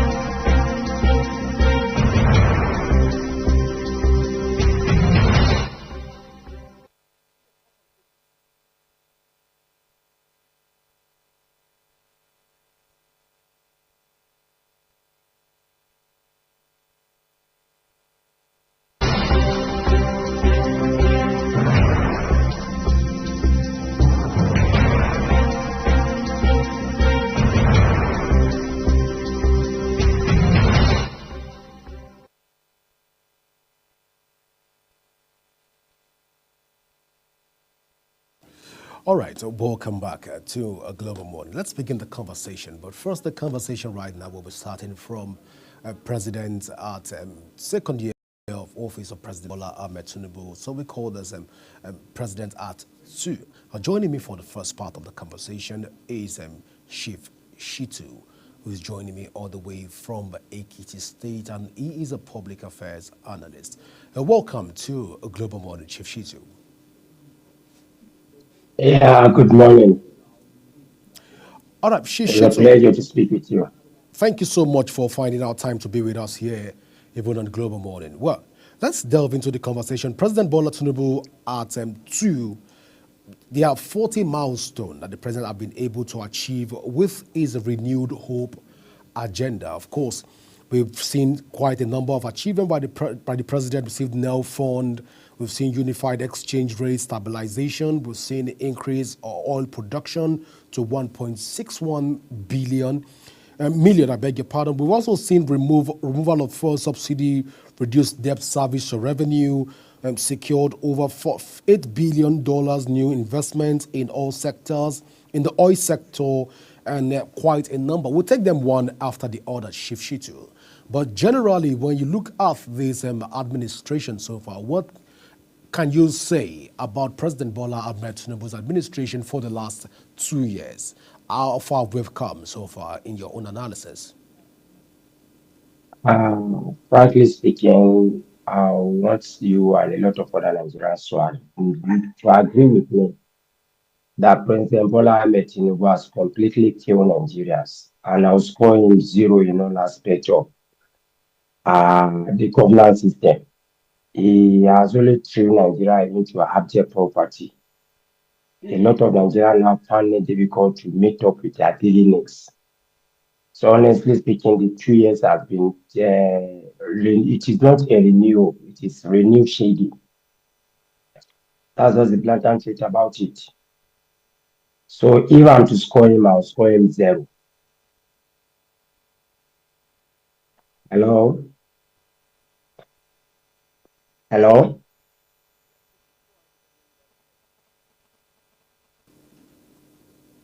Hello, am I audible? Yeah, please go ahead, Shishitu. We can hear you loud and clear. Yeah, honestly speaking, scoring Bola Ahmed Tinubu, if I have to be sincere with myself, then I will award him 0. He has failed Nigerians, he has failed all of us in terms of everything, all aspects of governance. So it has been from a renew hope to renew shaggy. You can imagine a system where students are writing their work at 10 p.m. Students underage, minors, children of 13, 14, 15, 16 years of age, keeping them outside their parents' vicinity at that whole hour of the day, in spite of the insecurity we have in the country. And you expect a reasonable person to accord the government of the day a reasonable, positive mark. Absolutely, the government within the 2 years has scored 0 in all aspects of governance. I don't know if I'm with you. Hello? All right, Shitu, in your own assessment so far, in your own scorecard and in your own position as an analyst, when you look at the 40 developmental stride has been introduced by President Bola Ahmed Tinubu for the last 40 years, many people will say that no president in Nigeria has been able to achieve this feat for in 2 years as a record in time for measuring performance in the country. But in your own assessment so far, can you toe that path of line to say that no president so far in Nigeria has been able to meet up to these heights in terms of achievement in 2 years, 40 so far? Frankly speaking, in the past, no government has achieved the failure that this present government has achieved. No president in the history of Nigeria has achieved such high level of failure as we have today. So if you are telling me of these 40 things, what are the implications of those 40 things you have mentioned? These 40 things are the government. Hello? Hello? Can you hear me? It is the network. Hello? Yeah, you loud and clear. But yeah, you agree with me. These 40 things, what are their impact on Nigerians, on the common man on the street? Absolutely, the merit of those 40 things, the impact of those 40 things that the government is coming out with full chest to celebrate today. The only achievement that they have achieved in terms of those things is throwing Nigeria into abject poverty. Nigeria now buy a bag of cement for 10,000 naira as against 3,500 that this government met it. So just think of all means of survival is becoming more difficult every second, not even on hourly basis. So frankly speaking, that for 40 whatever it is it's as good as nothing. It's as good as a 0. It is like from fry pan to fire. That is exactly the situation we find ourselves in. Nigerians will disagree with you, even on your submission right now, saying that the president have not been able to done, because we've seen significant progress across the country. Let's take, for example, looking at the areas so far of improved the monthly technical 45,000 naira for technical students. Technical students are getting 45,000 naira monthly stipends, and also about 11,250 kidnapped captives have been freed in terms of security. Over 13,500 terrorists and criminals have been neutralized. But let's talk in terms of security. How will you measure the president's security achievement so far? Going by the records, and Amnesty International recently, just a couple of hours ago, did say the truth is in Nigeria that at least 10,217 people were killed in just 2 years. 10,217 citizens of Nigeria were killed in just 2 years. I hope you know what that means. If such huge number of human beings lost their life, then tell me what audacity does any right-thinking citizen ask to accord this present government, Tinubu, that has done well within the 2 years? Those who happen to be relative to each and every one of that 10,217 Nigerian citizens, we know what they go through. We should try to have a feeling or see what goes on within their minds psychologically on a daily basis for losing their beloved ones to the lapses of government. It is a basic responsibility of the government to secure lives and properties. So if you are talking of security, Nigerians are no longer secured. Just of recent, a bus from Abuja coming down to Kwara State, Oluma, was kidnapped somewhere in Kwara State. He was hijacked and kidnappers took the 7 passengers away and they were held for 3 good weeks. Not until 30 million naira was paid as ransom before they were released. 2 local government staff, local government, a DPM of Okero local government in Kwara State, and their legal secretary to that local government. Okero is a local government in Kwara State, in Kwara South. They were kidnapped and 14 million naira was paid as ransom before the release of the 2 of them. You cannot imagine a situation where local government staff were being kidnapped and local government within the state were able to raise 28 million naira to save the life of those their staff. Then now you tell me that the government has done well in terms of security. So you cannot imagine the numbers of voiceless Nigerians, those who are from the poor background who could not afford to pay ransom, that are being held somewhere in the bush by kidnappers. And we want to say Nigeria is well secured. Nigeria is no longer a safe country, frankly speaking. It is as good as saying we are sitting on the keg of a gunpowder. That is the situation we find ourselves in this country as of today. That's my submission. Chief Shittu, let's talk in terms of agriculture by the president. So far, so good. Nigerians have been able to enjoy some form of robust productivity in terms of its agricultural strive so far. At least for the last 6 months or thereabout, we can say that Nigerians have returned. Nigerians are more hungry than what it used to be before, because right now we have cost of food items going down. And Nigerians in the markets can testify to this stride. But looking at the president's scorecard in terms of agriculture, are we there yet, or we can still do more? You see, it is quite unfortunate, but that we often find it so difficult to be economical with the fat in this country. You have to be fat, you have to be economical with the fruit. For any reasonable person to say because the prices of food are coming down, then we should now say that the government has done well. I disagree with you on that. I strongly disagree with you on that.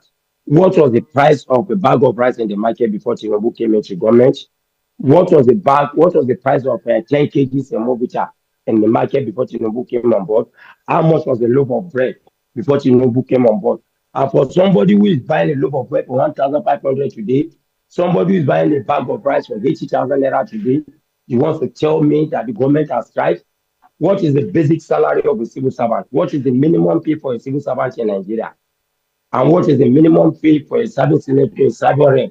What is their constituency allowance? You understand? These are things we have to look into before we justify what the poor masses or what the masses get in the government. Just like I have rightly said, this government has succeeded in throwing us into poverty. They have succeeded into throwing Nigeria into hunger. That is what the government has achieved in the last 2 years. So for you to tell me prices is coming down, if the prices is coming down, has it come down to the price Tinubu met it? Has it come down to the price Jonathan left it for about 2015 before APC took over the system? Or why are we being very, very unfaithful with the truth in this country? So please, I won't agree with you that prices are coming down and that should be a yardstick to applaud the APC government. No, I disagree. Thank you. Chief Shitu, that's quite, it doesn't speak well of us as a country so far, from your own opinion. But then, let's try to look at the country in terms of our economy and the viability of investors coming into Nigeria. In your own assessment, and when you assess the scorecard of President Bola Ahmed Tinubu, of course, we have more investors coming into Nigeria right now because Nigeria is becoming like a safe haven for investors across Africa. We've moved in economic strive on the top of the ladder right now. We keep going up, where you see states like Lagos State and a few states that are doing well to attract foreign direct investment in the country. But looking at all of this, can you say at this point that we are moving in the right direction in terms of our economic drive? Honestly, we are not. We are far, far behind. The ruling government, the APC, has taken Nigeria almost 50 years back. Frankly speaking, that's the actual situation we find ourselves in this country. That is where the Renew Hope has taken us to level of Renew Shaggy. You understand? Before we just pray we'll get out of all this mess before it becomes a Pro-Max. You understand? And if you are telling me investors, no reasonable investor across the global world who wants to be in a place that is security is not assured. It is an open secret to the universe that Nigeria is no longer a safe place to be. There are intimidation from security forces. Just a couple of days ago, there was a little crisis in Rekodo local government of Kwara State, precisely Umara, that happens to be the local government headquarters. Police were firing live ammunition directly to the citizens, not tear gas, live ammunition, bullets. So, and in a situation where your government are even weighing weapons against the citizens, then that tells us we are no longer safe in this country. It is just the mercy of God that has been protecting we, that we are still surviving. It is not that it's the government, no. The government has failed in basic responsibility. So no reasonable investor who wants to move into a country that is, it can be kidnapped, it can be killed, anything can happen. Just some couple of days ago, it was all over the news that a DPO was murdered right in his police station. What led to that? Because an accused was arrested right within the station. He was tortured and to the point of death. And out of anger, masses trooped out. It became a mob action against the division. Other police officers flew away, leaving the DPO behind. The DPO could not even secure his life with the gun he was having in his hand. You understand? And you want to tell me investors to see all these things happening, a DPO being mobbed rightly in his divisional police headquarters, and he lost his life in the process of that? And you want to believe somebody who is not even a Nigerian citizen who want to come and invest? No. So let's stop just beating about the bush. Whoever you start an investor coming into Nigeria now is just a proxy, and possibly from where it's coming from is a complete poor man, and he has been offered a huge terms of settlement in terms of compensation. So if they have this, come back to our place. This just being proxy as a placeholder to control and to transport some business for those who have steal money while they were in position of authority. That's the blatant truth. If only you agree with me. All right, Chief Shitu, we want to say thank you so much for finding that time to be with us to also assess President Bola Ahmed Tinubu's scorecard. Even at the moment, I want to say thank you so much. I'm very, very glad to be with you. Have a blessed day. Thank you for having me. All right, so we'll go for a short break, and when we return, we'll be delving into the other part of assessing President Bola Ahmed Tinubu's scorecard, and I'll be joined by the African Democratic Congress, the Publicity Secretary, who will be talking to us also about the various achievements President Bola Ahmed Tinubu. We'll get you talking even after this break. Please stay with us. Hello. Thank you.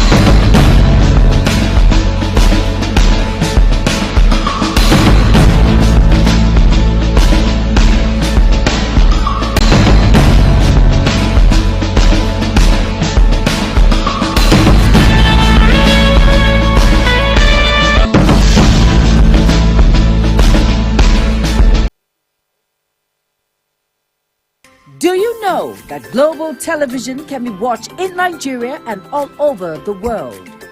Download the Global TV Nigerian mobile app for Android and iOS devices to watch Global Television real-time from around the world. What are you waiting for? Start downloading and stay connected to Global Television.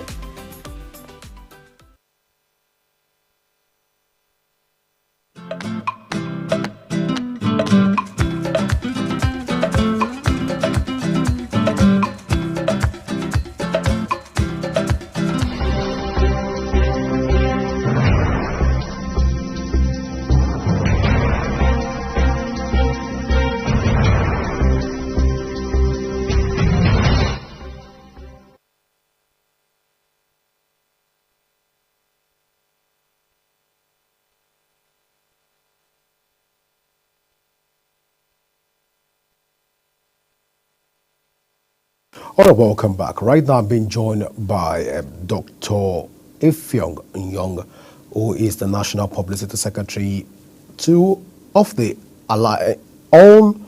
ADC, which stands for African Democratic Congress. You're welcome to a Global Morning, Dr. Effiong Nyong.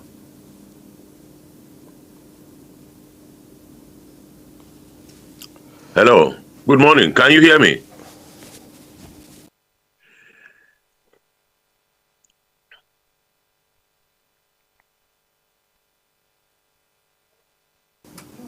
You're welcome. Good morning, Dr. Effiong Nyong. Yeah, can you hear me? Good morning. Yeah, good morning. We can hear you loud and clear. Good morning.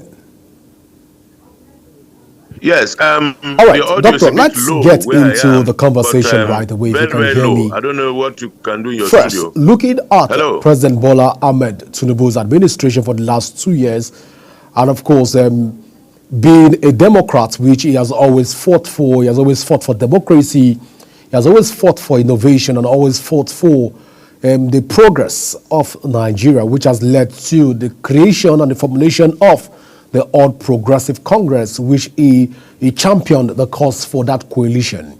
How will you assess the administration so far in terms of the progress being made by this administration? All right. Going by what your prologue, talking about President Bola Ahmed Tinubu fighting for democracy, and now what led them to form the All Progressives Congress. But if you look at it in the last 2 years of his administration, which became 2 years yesterday, May 29th, you can see that we have the most undemocratic civilian administration in Nigeria in the last 2 years. In the last 2 years, we've seen the rule of law trampled upon. In the last 2 years, we have seen people being muscled and pushed left, right, and center. In the last 2 years, we have seen democratic institutions being supplanted by dictatorship tendencies and authoritarianism. That's what we have seen. As in the case of Rivers State, we've seen the judiciary somersaults too many times for you to ask yourself, where is the rule of law? Now, if an individual who you want to claim or claims to have fought, will expect that we should have the most democratic, the most civil, the most accommodating administration in the history of Nigeria. But that is not so. And what that tells me is that there's been a whole lot of pretenses all over the place. And I'm not really sure that this democracy was fought for by these same individuals, because if they fought for this democracy, one would have expected that they know the meaning of what democracy is. We've seen most of the situations around the country today is nothing to write home about when you look at the principles of democracy. When you look at the institution of the Independent National Electoral Commission under the All Progressives Congress, you can rightly say that it's very, very far from the ideal. So it's difficult for me to give Bola Tinubu, president, and the All Progressives Congress any pass mark when it comes to democracy and the upholding or respect for the Nigerian Constitution. No, I will not say so. Whether I go to the judiciary, whether I go to the National Assembly of the State House of Assemblies, everything you see, everything is muddled up.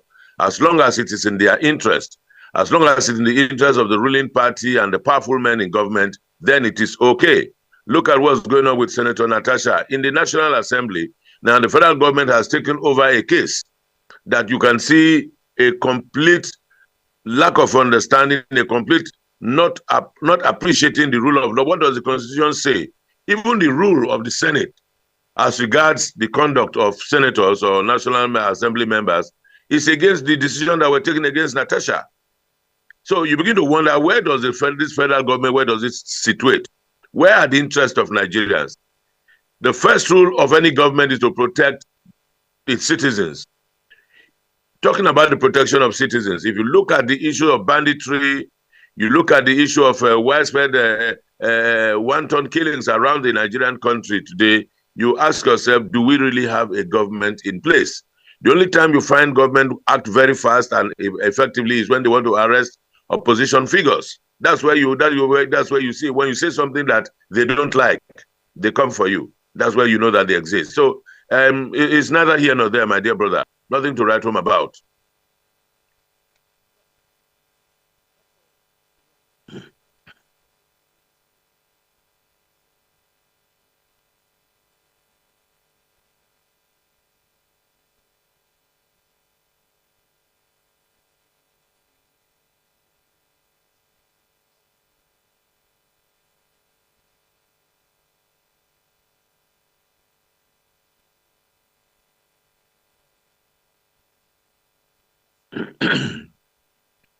I'm not able to hear you at all. What's wrong with the network this morning?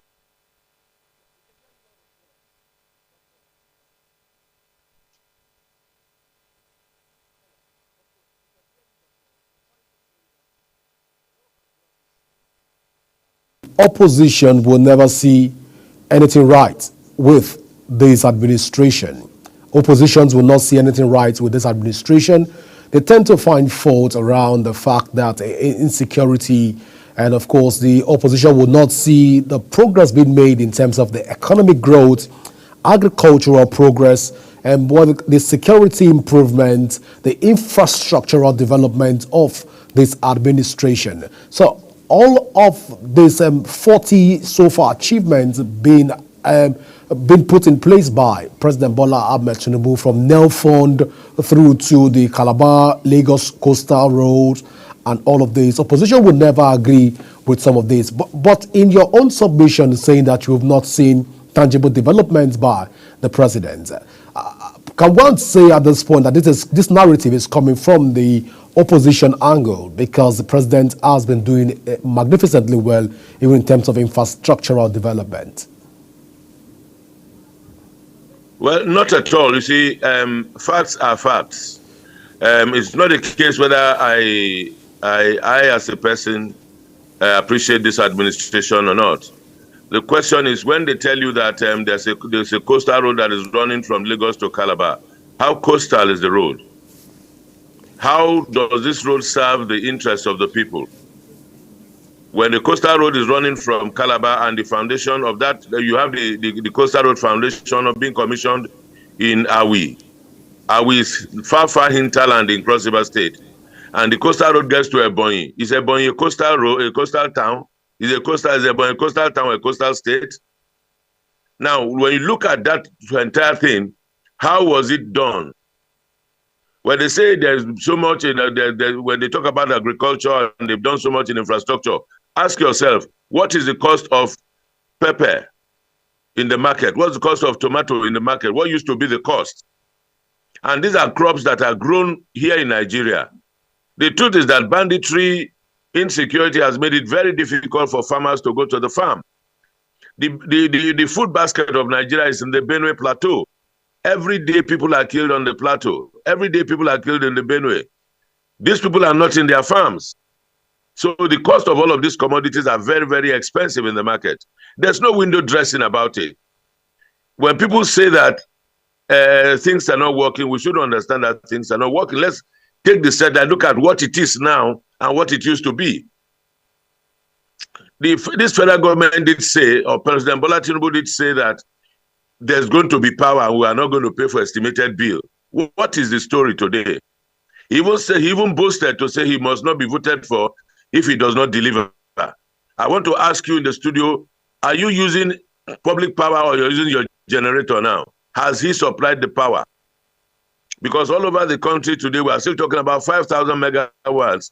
And 5,000 megawatts is what APC met in 2015.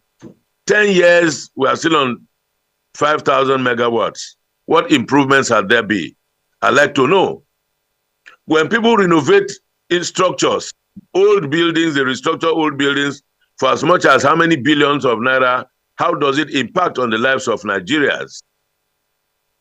When a government pays back 3.45 billion naira of IMF money, of IMF loan, can it now tell us how much Nigeria is owing and how much Nigeria is borrowing? You pay off 3.5 billion and you borrow 21 billion? Let's be truthful to ourselves. It's not a case of whether the opposition like government or not supporting government. Far from it. Well, if Nigeria is good, it's good for all of us. Now that they are destroying Nigeria, we're all feeling it. What was the cost of a flight ticket? I'm from Cross River State. Traveling from Lagos to Calabar, or Calabar to Lagos, or Lagos to Abuja, Calabar, how much was it before? How many people can afford to travel by air? And when you travel by road, how secure are you? Let's tell ourselves the simple truth that's available to all of us all. It's not about government taking a position and ensuring that it blackmails the opposition. As I can tell you very clearly that the average Nigerian is being blackmailed by this government. A government agency moves into a private property, seals it up and wants to forfeit the land. What is the reason? Land use rent or land rent or whatever they call it.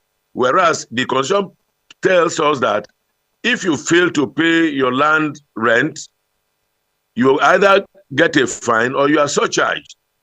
None of the above. The government seals it and wants to take it off. And the president comes benevolently, giving you 14 days benevolence to pay up. How does that work? Let's tell ourselves the truth. At this point, so can't we go to education, at this point, what is the situation? Yeah, go to agriculture, Dr. what is Effiong. the situation? Over 700 industries have left Nigeria. Well, so many Dr. Effiong, companies have looking left at Nigeria. what... How are we encouraging industries in the country? When industries are leaving, why are they leaving? In 2013, 2011, 2010, under the leadership of Goodluck Jonathan, with Segun Aganga as Minister of Foreign Direct Investment, Nigeria had the highest foreign investment in its history. Nigeria had the largest economy in Africa. Nigeria was the 20th most fastest growing economy in the world. Can you say that of today? And what is government doing? How does the government float its currency, devalue the naira from 1 naira to 167 in 2015 to a point where we are 1,600 naira to $1? And they say the same government is saying that it is the best government that has ever happened. Me and you know that it is not true. I don't have to be in opposition to feel the pain. Every day people are being thrown out of their house. Our young boys and girls, the women are into selling their bodies, while the boys have gone into drugs, have gone into stealing, have gone into armed robbery, have gone into banditry. How are we arresting the situation? The loans that government say it is given for education, how are people assessing it? How are they paying back? What jobs are there? Dr. Effiong. The questions are there. I mean, it's there for us to see if you can hear me, tell ourselves the truth. All right, Dr. Effiong. And I grew up in this country, and I know that Dr. Effiong, looking at where we were, those are in the helm of powers, are the people that benefited from scholarships and bursaries. They went to school free. Dr. Effiong, I will have to interrupt you at this point, Dr. Effiong. It's so difficult. Yeah, Dr. Effiong. I have to blame the opposition. Permit me to interrupt you at this point, Dr. Effiong. All right, Dr. Effiong. Definitely not looking at where we are coming from, previous administrations across the country, of course, we've had, some persons will say we never had it this good before for a president that can hold the bull by the horn and take concrete decisions that will further impact positively on his people. For 2 years, we've seen President Bola Ahmed Tinubu making students return back to school, just in the space of 2 years. In the space of 2 years, we've seen a lot of improvement in terms of security, but you can't completely take this out of that the president has not done this. But when we look at where we're coming from right now, comparing it to where we are right now, can we say that has been a massive improvement, or rather there has been a decline in the developments that we've seen so far in the country based on your own analysis? Well, you see, one thing I know about development is that development does not hide. It's like when a man has money, money does not hide in anybody's pocket, no matter how the person conceals it. His choice of food, his choice of where to go, his choice of cars will definitely tell you that the situation of things. Things are not working in Nigeria, we all know so. But however, since I have to explain, now, when they say people are going back to school, can you please turn around and look at the people around you, look at the cost of education, and ask yourselves how many people are going to school and how many people are dropping out? You can do the statistics by around your house. You don't need to go anywhere. When they say the value of life has dropped, you don't need anybody to tell you. People hardly ever eat 3 times a day in Nigeria today. If you are lucky to eat once, then you must be very, very lucky. You don't need anybody to tell you. If you used to eat, you used to have an egg in your meal, how much is the cost of noodles? Noodles used to be the cheapest meal in Nigeria, where you could get 200 naira, 300 naira, and you have an egg and you have a plate of noodles to eat. Is that so? Is that true today? Is it possible to? How much is a loaf of bread? A loaf of bread used to sell for 200 naira, 300 naira, at most 500 naira. The cheapest loaf of bread, the smallest loaf of bread today in Nigeria is selling for 200 naira. And it is very, very, very, very, very, very, I don't know how to describe it.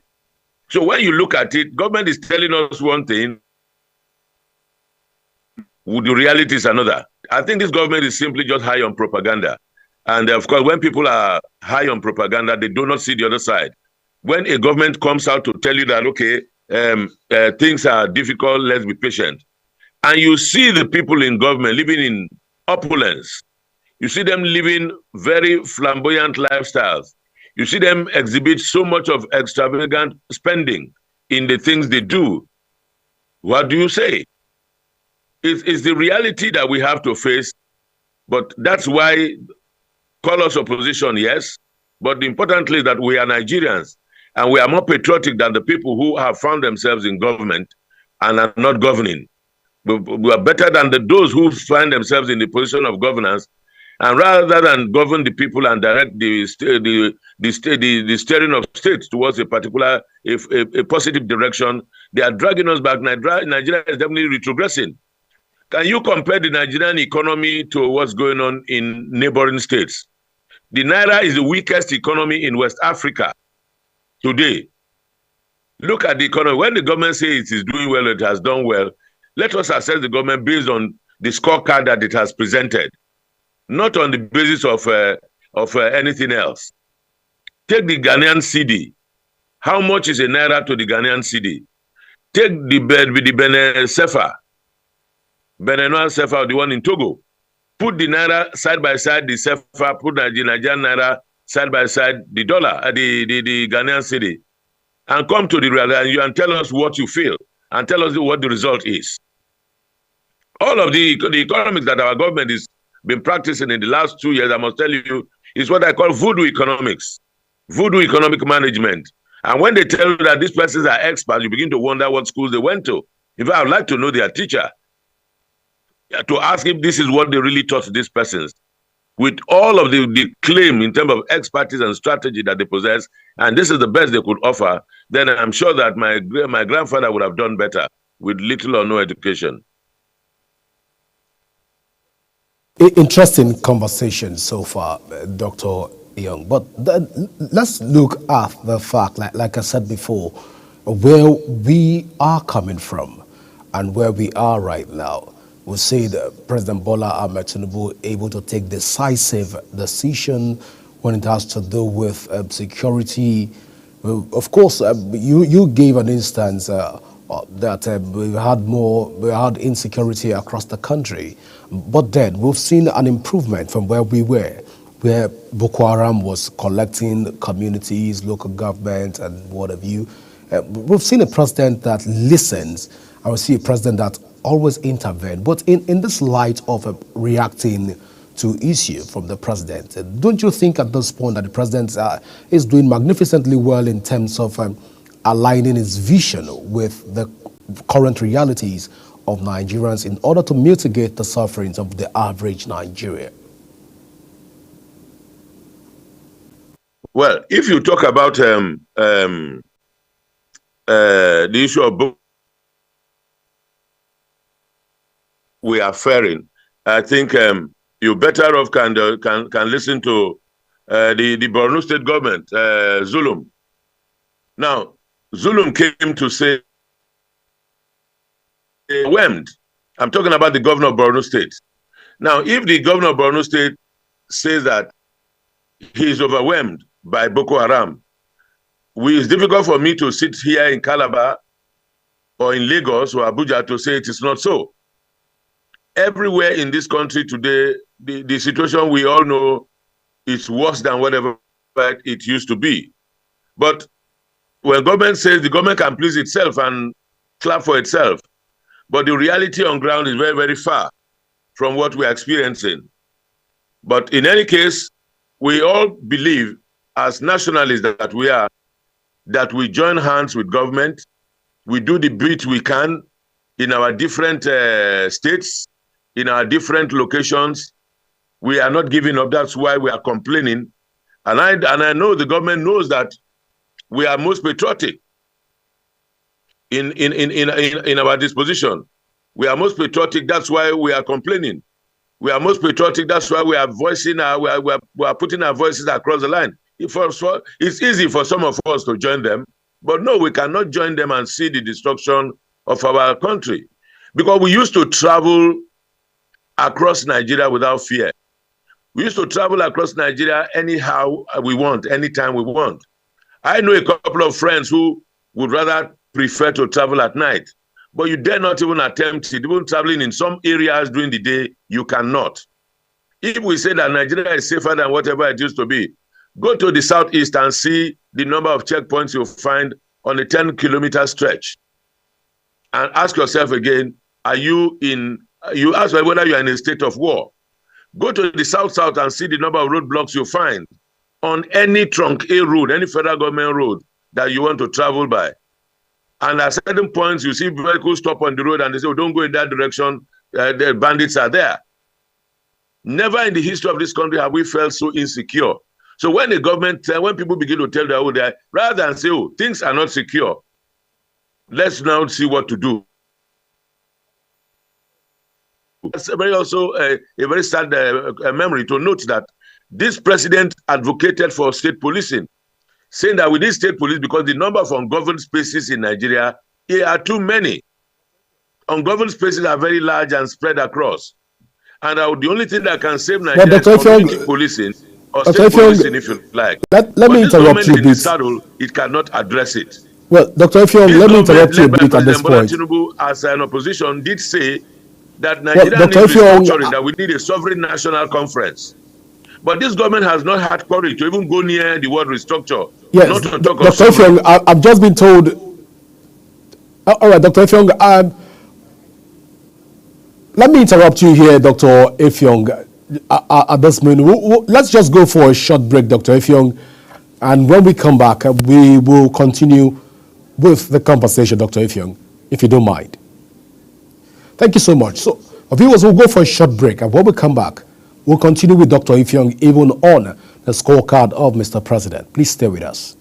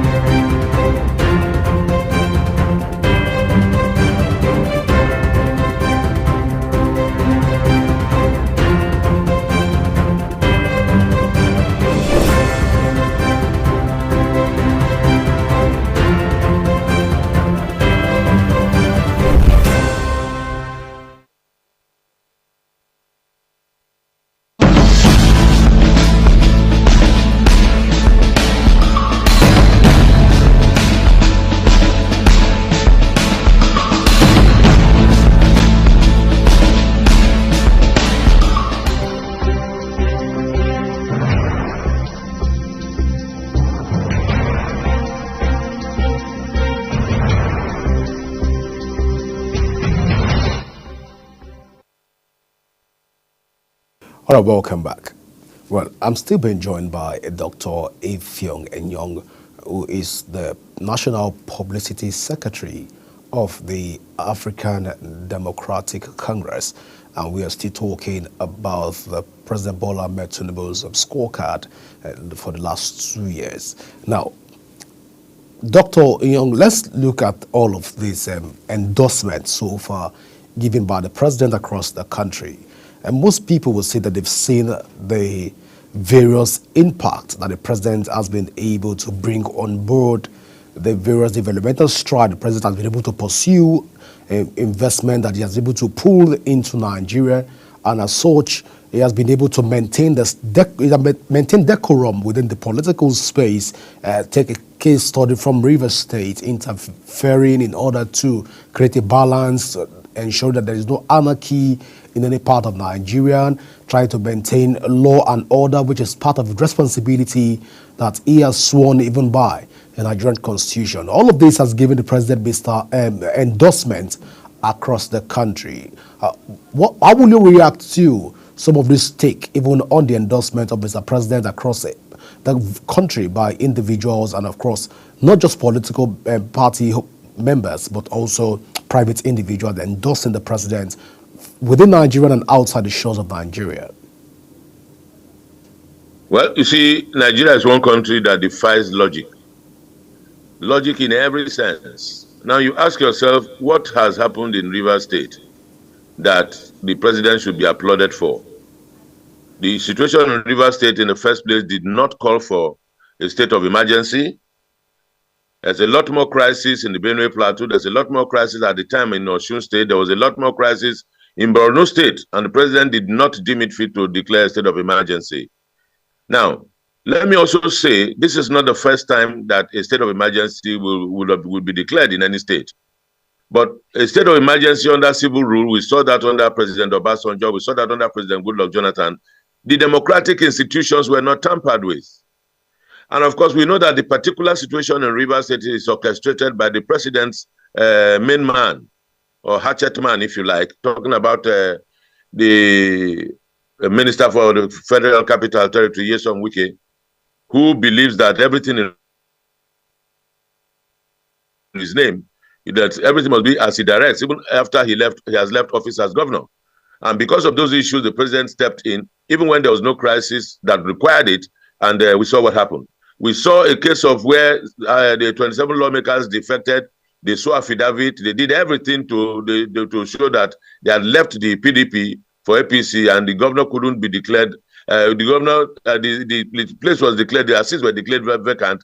And according to, I listened to Nyesom Wike in one of his tantrums that he was ranting, that because they didn't hit the gavel, that if they had hit the gavel when they defected, then that would have meant that they had defected. But that the affidavit does not matter, and he's a lawyer.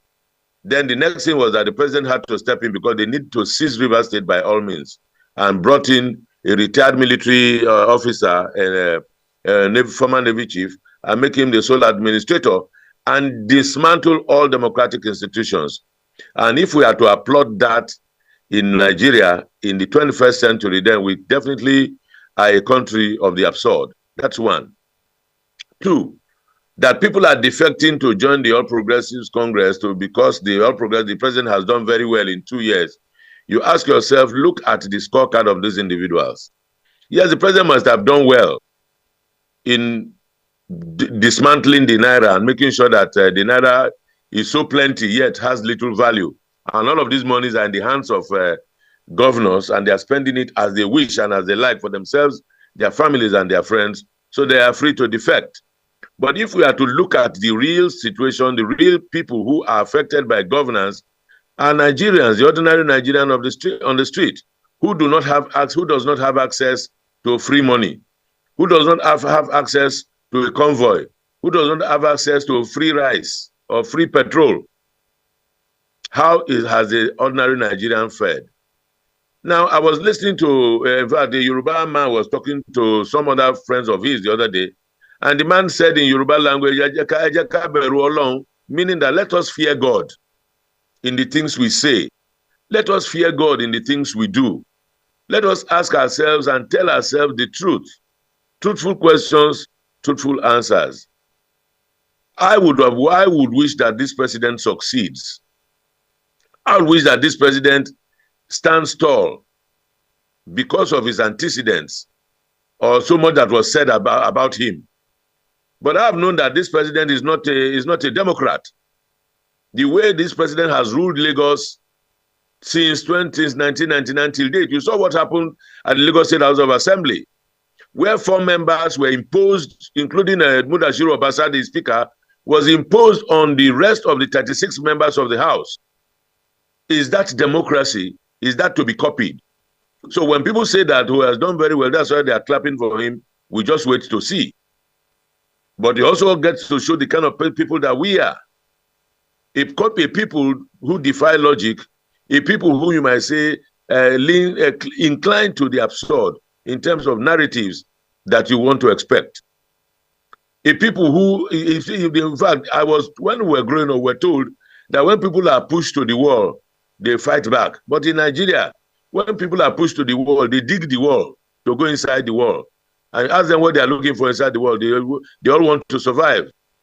And in the spirit of survival, that's why in Nigeria today, we have the highest number of ritual killings and ritual money and all that. Well, Dr. Ifeong, I've been signaled right now that it's time for us to start to go right now. But I want to say thank you so much for finding out time to be with us even here at Global Morning. Thank you too for having me. All right, we'll go for this short break, and when we come back, of course, myself and Jumai Manson, we will talk more even on this conversations. Please stay with us.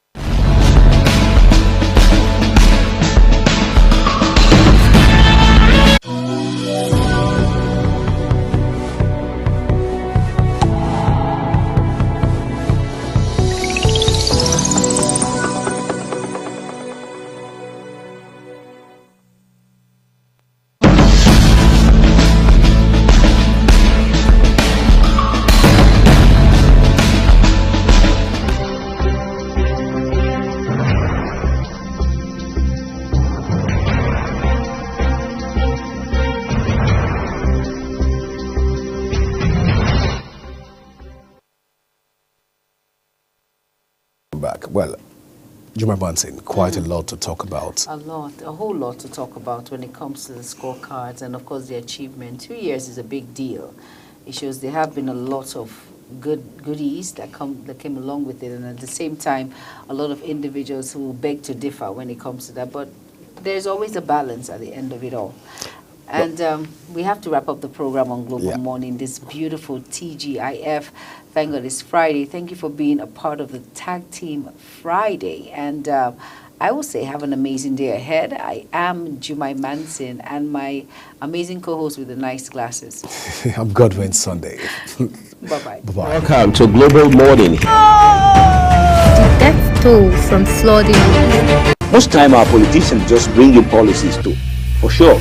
Incidentally, we have several more stories. The legislature was carefully crafted to 22.2% inflation rates as of April this year. What does that say about where we are as a country? I think Nigeria has resorted to being resilient. Before you call a police station, before they even leave, they'll take permission from I don't think there's really anything on ground to improve.